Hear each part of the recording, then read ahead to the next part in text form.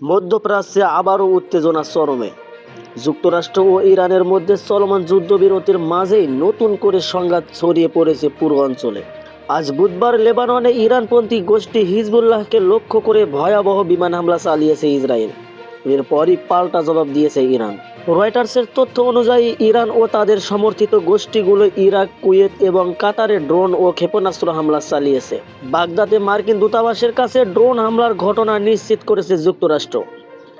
কাতার জানিয়েছে তারা ইরানের ছোড়া 60টি ব্যালিস্টিক মিসাইল ধ্বংস করেছে। কুয়েতে তেল স্থাপনা ও বিদ্যুৎ অবকাঠামোর বড় ধরনের ক্ষয়ক্ষতির খবর পাওয়া গেছে।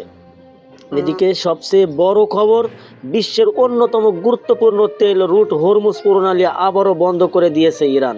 এর ফলে বিশ্ব জ্বালানি বাজারে বড় সংকটের আশঙ্কা তৈরি হয়েছে। ফিনান্সিয়াল টাইমস জানায়, পরিস্থিতি নিয়ন্ত্রণে আনতে পাকিস্তানের মাধ্যমে নতুন করে যুদ্ধবিরতির চেষ্টা করেছে হোয়াইট হাউস।